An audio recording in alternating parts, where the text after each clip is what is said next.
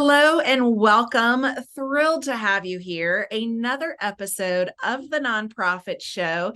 If you joined us in that green room chatter, you know that Danette O'Connell is with us, and Danette is the founder, executive director with the Nonprofit Cooperative, and she's here to talk to us about that, how nonprofits can work together, i.e. cooperate. So stay with us.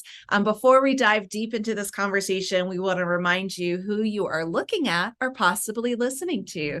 So hello to Julia Patrick, CEO of the American Nonprofit Academy, and myself, Jarrett Ransom, your nonprofit nerd, CEO of the Raven Group.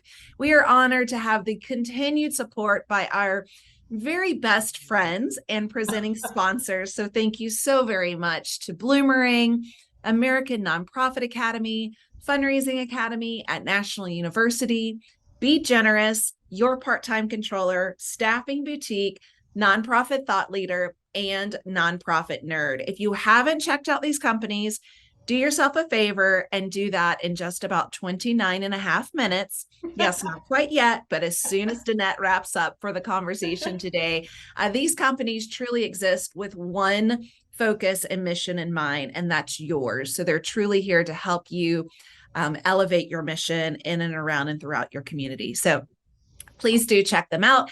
And again, if you missed any of our previous episodes, hey, you know where to find us. You've heard me long enough to say Roku, YouTube, Amazon Fire TV, as well as Vimeo. And for those podcast listeners, go ahead and cue us up there too. Wherever you stream your podcast, you can listen to the Nonprofit Show. Danette, you've been waiting so patiently, and we are so very honored to have you here as a guest. Again, Danette O'Connell, founder, executive director, the Nonprofit Cooperative. Welcome. Thank you for having me. Okay, Danette, you're in New York City. Tell us what you do. The Nonprofit Cooperative. We're going to talk a lot about cooperation in a different way, but talk to us about the cooperative, why you started it and what it does. So the Nonprofit Cooperative was started to provide free resources to nonprofits. So there were so many membership organizations out there that was charging nonprofits to become members, and then for training, then going to events. And so, and as we all know, operational dollars are so hard to get. So what I wanted to do is create an organization and have all of that for free. Every resource that I can provide to nonprofits, I want to do it for free. And so we have training, we have roundtables, we have mentor programs. We have incubator programs to help people start nonprofits. We give grants away. We're actually this month starting a foundation where we'll give more money away, but it's for operational dollars so that people can grow their nonprofits. And the resources that we provide is to help them grow. And so every resource that I can give them for free, we do. But we also have members who are for-profits that provide resource or services to nonprofits, and we introduce them to them. We have a vetting process, so they're the best of the best, and they're exclusive, so you only have one. So like when you go to a membership organization and you're looking for an accountant, there's 20 different accountants. Well, how do you know which one's good? You don't. So we take that guessing out of it. So we provide a vetting process and for the nonprofits. Wow. Is this for nationwide or just regionally, around the greater New York area, or how do you serve? We serve the entire United States, all sectors of nonprofits, big, large, medium, small, all of them. Awesome. Awesome. Fantastic. What an amazing resource. So I'm so glad to have you here to learn more about these roundtables and the incubators, because you shared a little bit with us in the green room chatter, how you get together with cohorts around the nation. So let's dive into this cooperative and how you provide services, but in particular, let's get to collaboration versus competition. Can you talk to us, Danette, about that? Yeah, sure. So All nonprofits, we like to collaborate together, but let's face it, that we do compete against each other. It could be in the same neighborhood. There may be 5 nonprofits that are doing the same thing, but instead of, there's room for everybody, right? So, what I do is I try to bring everybody to collaborate with each other. So even if you're in the same neighborhood or in the same, United States, it doesn't make a difference. And so we create these roundtables where everybody can bring their ideas to the table, and so that we can collaborate with each other. And yes, you may have competition at the table, but sometimes that works, where people will start collaborating. They may be competitors in the morning, but collaborators in the afternoon, because collaborating could be a good thing, applying for grants or just sharing different ideas. We're here to serve the communities. So, it's always good to collaborate. One of the things that Jarrett and I have noticed, I would say really in the last, say, 5 to 8 years, and I'm interested in your opinion on this, is that we've seen a lot of funders really demand, grant activity be resourced to collaborators and pushing the concept of, hey, you need to get together so that you're not duplicating services and you can be more powerful. I'm wondering if you've seen that as well, and if maybe COVID has changed that. Now, you know what? I've been consulting prior to building this organization, consulting to nonprofits for 12 years. Mm-hmm. And we have seen this increase more and more. And what part of my consulting services is growing nonprofits. So I've been growing nonprofits and businesses my whole entire career.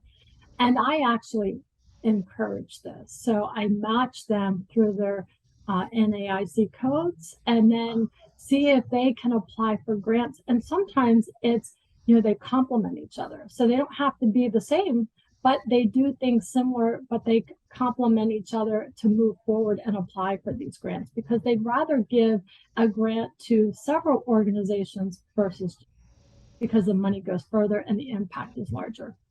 Yeah.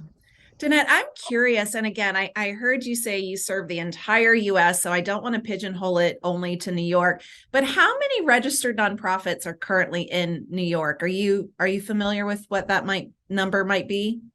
I used to know this, and I think it's in New York State. I believe it's 750,000. Oh my gosh. So in Arizona, Largest state. yes, in Arizona, the last I checked was 23,000, but 1.8 million across the US, right? So we're talking so many organizations that have, and thank you for that, because I didn't mean to back you into a corner, and I know the number fluctuates, based off of the IRS and whatnot. So 1.8 million nonprofits in the US. So to have this organization in a manner to collaborate. And I love what you said. They might be competitors in the morning and collaborators in the afternoon. And that just like paints this beautiful picture for me. Yeah. So thank you for that.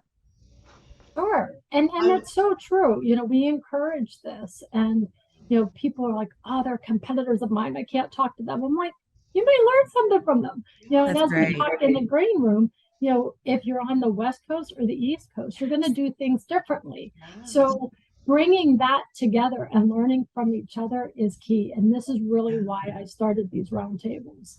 And ours are peer-to-peer. So we have a roundtable for just board members. We have them just for executive directors. And then we have them for leadership team, so that everybody feels comfortable and talking to their peers and not worrying about their boss being in there or a board member being in there. So it's really strictly peer-to-peer, so they really get creative and they talk openly if they're matched up with their peers.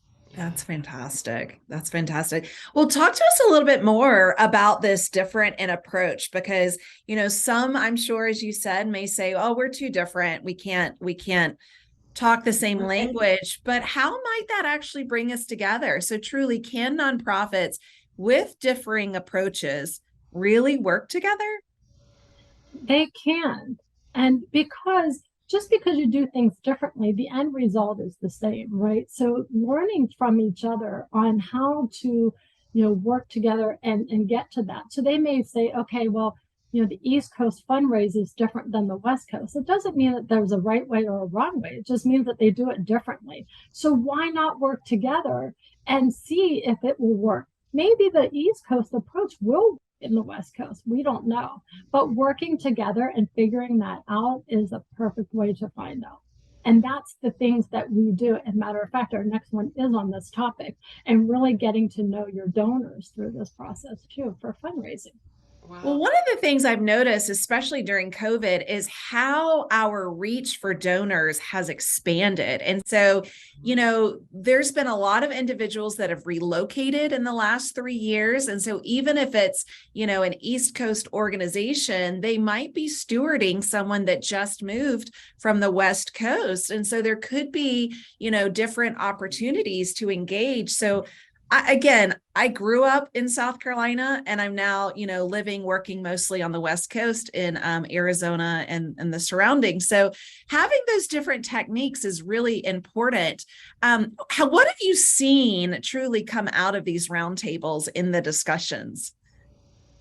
More collaboration. So having nonprofits give each other ideas and having them march forward together and apply for grants together. So there's a lot of just giving each other those ideas is just wonderful, right? So, and I have to say, since COVID, and we now have Zoom and these remote has really made such a huge impact, because prior to COVID, one, I could have never started something like the cooperative. How do we collaborate across the whole United States, right? It's very difficult.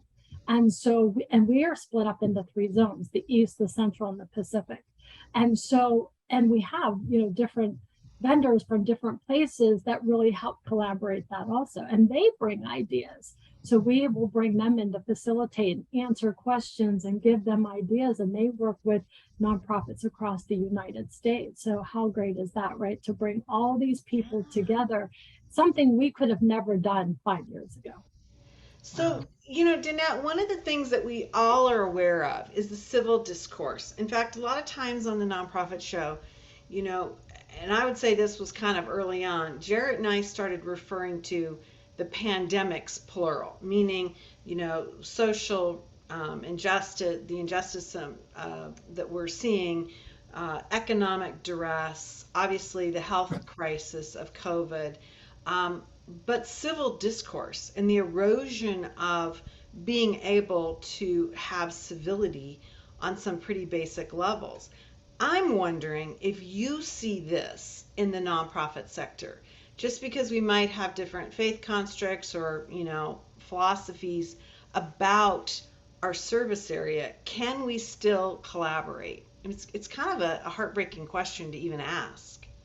It is, and it's really hard, and sometimes it's a a touchy subject, and so, but I look at it as we're all here to help in some shape or form, right? So why not collaborate and do it together, regardless of what sector or form that you are in? Let's just work together, find a way to do this, and open up the conversation. And so we try to do that as often as we possibly can, just to bring it up and have diversity and bring everyone together, because we're all here to help and Right. and help ourselves and help others. Even as a leader, we don't do this unselfishly, right? Like we want to get out there and help, but it makes us feel good also. So even as executive directors, open your hearts up and Do you ever have to remind your nonprofit leaders about this, or are you finding that this is a natural confluence of talent and time coming together, or do you see that as an issue? see it as an issue. I see it as an opportunity to teach and to remind people of this and educate, right? Like let's have the discussion and teach, for the ones who don't know. So for people who like for diversity, people in some areas don't really pay too much attention to it, so we bring it to their attention. I love it. I love your attitude. I really, really do. I think I Thank that's was you. curious about like MOUs. Do you really push forward for that memorandum of understanding or memorandum of agreement? Do you push forward for that as well as I'm thinking like an NDA, a non-disclosure agreement? Are those some things that you provide insight for in your discussions? a great We question. do. Yeah, very great Really question. good question. And we do push for those because, everybody goes into a relationship thinking it's going to be a bed of roses, right? So like, but it's not always that way, right? We all know that. So, protecting yourself in every aspect that you possibly can. If it's an MOU or an NDA, of course they should be signed, pretty much up front. I'm old school where I'll do things on a handshake. And yes, I've been burned in the past. So it's just, your level of, of understanding. But, I always encourage a signed document, regardless if you do things on a handshake in the beginning before moving forward, especially if you're applying for the grant, for a grant together. It's really to have an MOU spell out what you're going to do, what I'm going to do, how much money you're going to get, how much money I'm going to get. That is very, very important. And I think sometimes these grantors, Danette, will ask for that, right? They'll ask for that outline of agreement between partners. And sometimes, I know here in our community, there's a grant opportunity and you have to have, it's required, 3 partners, Yeah. so it's not just a pair, it's really a partner or a group of 3. So to have that laid out and very clear, I think is a great best practice. I'm glad to hear that you take that into consideration. Yes, and I think it should be laid out even before you apply for a grant. How are the 3 of you going to work together moving forward? It may change the details a little bit once you apply for a grant, but having that full understanding of who's going to do what and when, I think is Right. really important to say, just for the sake of the relationship, Sure. spell it all out because there may be overlap. I mean, if you guys are working together, more likely there's some type of an overlap. So it has to be really spelled out who's doing what and how, so that when you do come to a grant opportunity, that it's just an easy leap over, to say, okay, this is what the 3 of us will be doing, and this is how we're going to move forward, and and then work out the finer details. Yeah. You Great know, advice.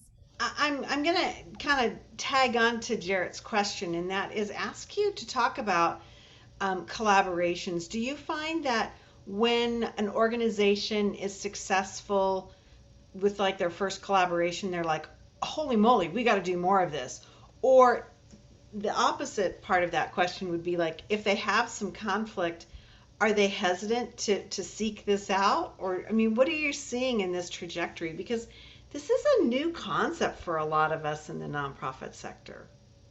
And it is, and so it could be several different ways, right? So I have seen, and I do used to do when I was doing consulting, mergers also. So people think, oh my God, mergers in a nonprofit is just impossible to do. And they are trickier and harder to do. But believe it or not, I've done them, and where it's taken so long because, people change their minds and, yeah, I want to do this. No, I don't. Then we finally get to the end and they're like, oh, we're so happy we did that. Let's do it again. And Yeah. you would think that if it took you years to get through this, why would you want to do it again? But you know what? The benefits at the end are so wonderful, and they're so, collaborating can because you can affect more people and help more people. So why not do it? And it's the same way of just partnering on a grant, right? It's the same way. You may not be merged, but you're still collaborating. And so even if it doesn't go as smooth as you expect, once you see the end result and see how many more people that you can help and how your organization can expand just by partnering, they normally want to do it again. Some say, no, thank you, I've had enough. But that's only in instances where it goes bad. But we really, I think I've seen that one time, and it was a personality conflict, and you can't prevent those. Like, you can't, but for the most part, it always works out. And if it's a collaboration or a merger, and they normally work out and they expand again. Yeah. I would say, since COVID started March of 2020, and I'm sure we all have it circled on our calendar, right, is the amount of mergers that have taken place across the nation, but in particular in our sector, I think has been by and far, the largest amount. But I'm curious if you can talk to us about how collaboration, Danette, builds competence in the community, right? So like coming together in this collaborative spirit, are you seeing that it's building the competence factor in our sector? Without a doubt, because everybody is learning, right? So everybody's learning from each other, new ways to approach things, new ways of doing things, and things that you may not have thought about before. The collaborative by default will bring that, right? So it's just really agreeing on that moving forward.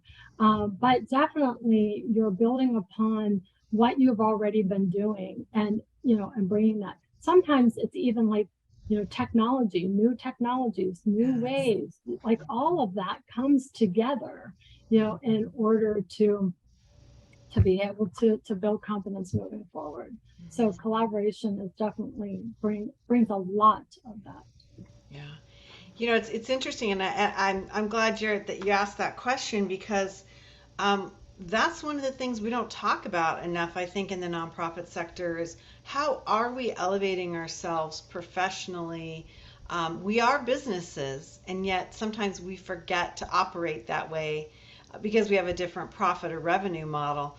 But it is really something to uh, take a look at and be a lot more interested in, is how we operate in a more professional environment and elevate our competencies. It's kind of an Without a interesting thing.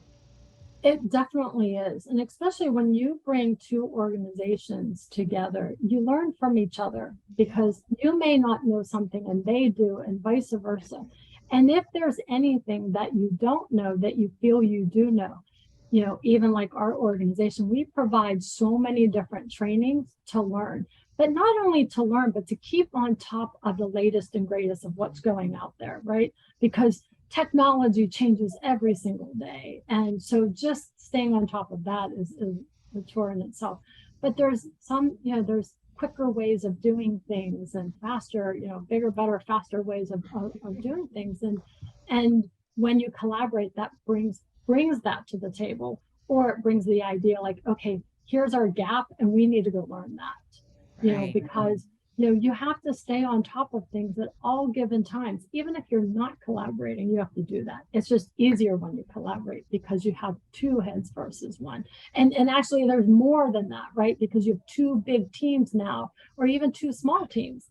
But if each organization has, let's just say small ones, 3 staff members, that's 4 people on each side. So you're bringing 8 people together with all new ideas, on how to move forward. Like, how great is that, right? I was thinking too that 2 heads is better than one. you know.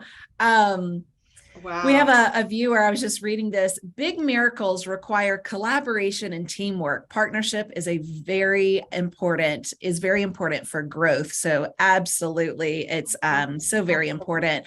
I'm curious, Danette, could you share a little bit with us and for our viewers and listeners that are saying, I have to know more about this cooperative, right? Like, how can I get a piece of that? How can I play in this sandbox with Danette and the partnership, that you've provided across the nation? So tell us a little bit about where we can find these resources. And again, if we're interested, how we can maybe be partnered up with our peers across the nation.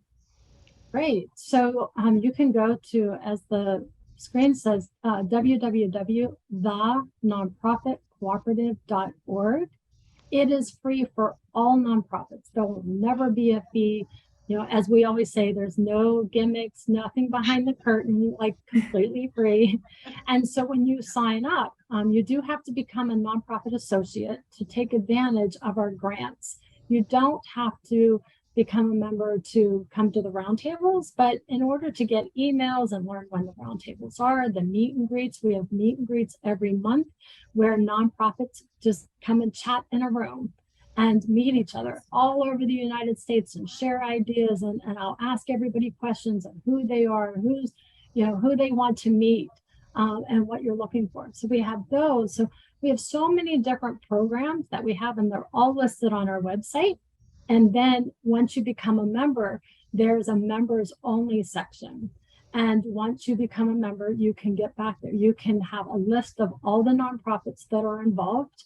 There's discounts behind there. There's technology behind, white papers. There's all different kinds of resources behind the scenes, but you do have to become a member, an associate, a nonprofit associate to get access to this. But again, it's all free. Right. So there's nothing to lose by becoming a nonprofit associate. Fantastic. Yeah. When did you start this organization, or when was it started? This actually organization was just started last year. I had one here in New York City that was started in 2018. And it's still here in New York City. And then I've taken the nonprofit cooperative. I wanted to go national. So I moved on with the nonprofit cooperative. And then at the middle of this month, we started a foundation that will be able to fund nonprofits also. So that will be launched on September 21st, but that will also be on our website. So everything that we do and resources are on our website. We have a calendar of events, so you can come and join us for training and for all of our events. Awesome. We have Fantastic. coming up. Yes, it's very exciting. Well, it's been great to talk with you, and we're talking about this over the past week or so. Is that for so many of us, September is kind of almost like a kickoff of a new season. It's the end of the year, fourth quarter, but there's something of renewal and a new dedication, I think, to the process. And so really cool to learn about you and your organization, because we can all afford to cooperate and to work together in however that looks like. So Danette O'Connell, thank you so much for joining us. It's really been a delight to have you. In case you need a little remembrance of who and what we are, I'm Julia Patrick, CEO of the American Nonprofit Academy. Been joined today by the nonprofit nerd herself. I like to call her my nonprofit nerd, Jarrett Ransom.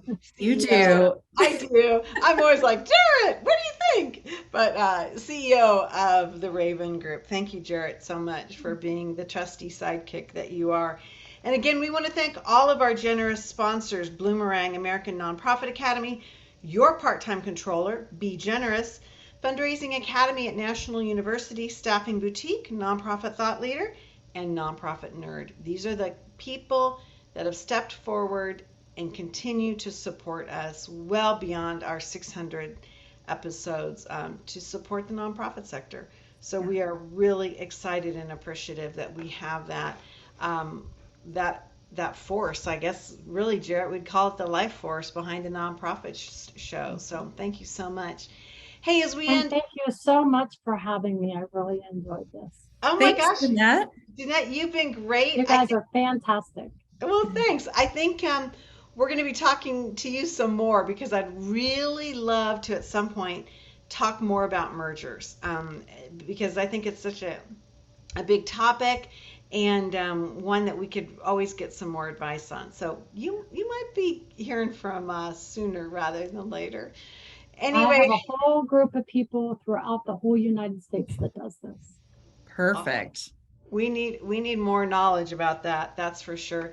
Hey, everybody, as we end every episode, we like to remind ourselves, our viewers, and our listeners to stay well so you can do well. We'll see you back here tomorrow, everyone.